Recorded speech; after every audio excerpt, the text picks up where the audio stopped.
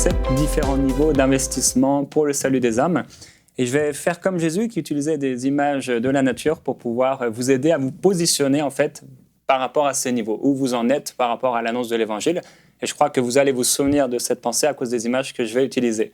Moïse a dit un jour, il a dit que l'Éternel accorde à son esprit à tous les membres de son peuple pour qu'ils deviennent tous des prophètes.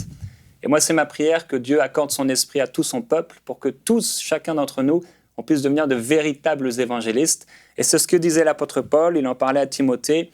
Il disait qu'il viendra un temps où les hommes ne supporteront pas la saine doctrine. Bref, ce seront des gens égoïstes. Et il va encourager Timothée à faire l'œuvre d'un évangéliste. Et c'est vraiment notre prière pour vous, à EMCI TV. On prie que vous puissiez devenir un évangéliste.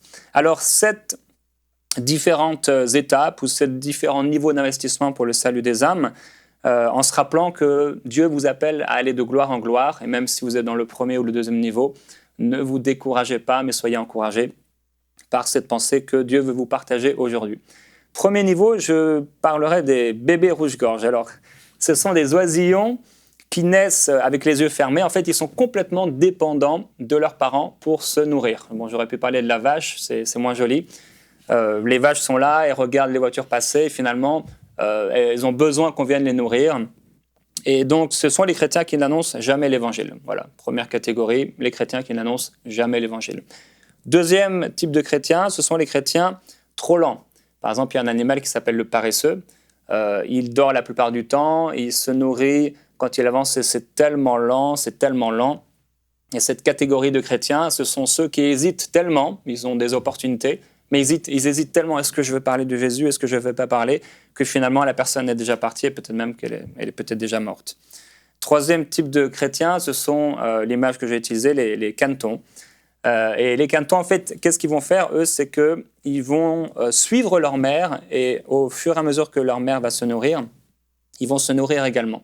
Et ça, c'est l'image des chrétiens qui vont aller annoncer l'évangile seulement si quelqu'un va avec eux, les prenne par la main pour annoncer l'évangile avec eux. Quatrième type de chrétien, ce sont les mantes religieuses. Ça, c'est le chrétien immobile. Qu'est-ce que fait la mante religieuse? En fait, elle reste ici et elle attend qu'un insecte puisse passer devant elle. Si personne ne passe devant elle, eh bien, elle ne mange pas. Et ça, ce sont les chrétiens donc, qui attendent l'opportunité rêvée.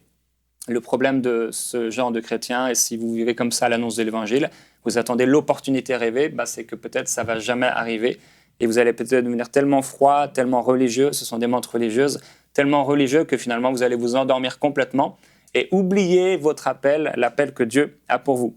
Cinquième type de chrétiens, ce sont les chrétiens, eux ils sont immobiles mais ils sont prêts. Et là je veux parler de l'araignée, vous savez l'araignée tisse une toile pour pouvoir récupérer des insectes et les manger, en fait elle est prête.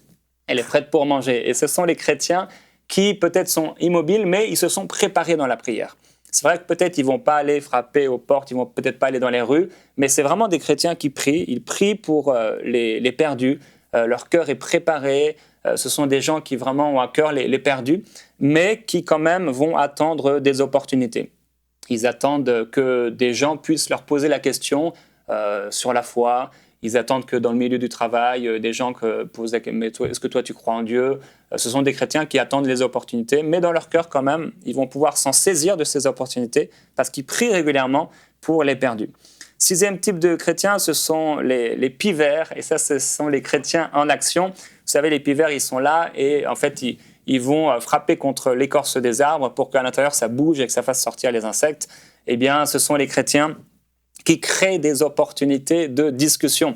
Ils ne sont pas seulement immobiles, ils ne sont pas en train de regarder seulement, ils ne se sont pas seulement préparés intérieurement dans la prière, mais ils vont au-delà, ils créent des opportunités de discussion. C'est Jésus avec la femme samaritaine, par exemple, qui va lui parler de l'eau de la vie éternelle. Donc, ils posent des questions intentionnelles, ils font bouger un peu les gens, ils les dérangent un peu, entre guillemets, de la bonne façon pour pouvoir partager l'évangile du Seigneur Jésus-Christ. Donc, au milieu d'une conversation anodine, ils arrivent à passer le message de l'évangile. Et le septième type de chrétien auquel on devrait tous aspirer, c'est l'aigle royal. Ça, c'est le chrétien évangéliste. Et l'aigle royal, il est agile, il a une grande vitesse, il a des serres qui sont très puissantes, il a un territoire qui est vraiment large, très très large, plus de 150 km².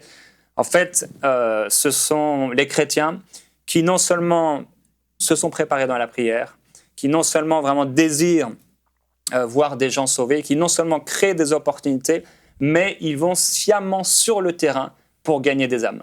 Ce ne sont donc pas des chrétiens qui vont attendre une discussion ou dans une discussion anodine vont essayer de partager l'évangile, mais ce sont des chrétiens qui vont, comme Jésus a dit, aller et annoncer la bonne nouvelle de l'évangile. Donc, ils vont sciemment sur le terrain pour gagner de nouvelles âmes à Christ. Ils prient, ils persévèrent dans l'évangélisation malgré les difficultés. Ce sont des gens stables qui ont fait de l'annonce de l'évangile un style de vie. Alors, vous pouvez vous positionner et être encouragé. Je vous encourage aussi à aller sur enseigne-moi.com.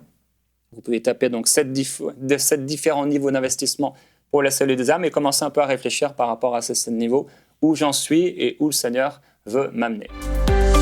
Retrouvez la suite de ce programme dans l'émission Bonjour chez vous sur ENCI TV.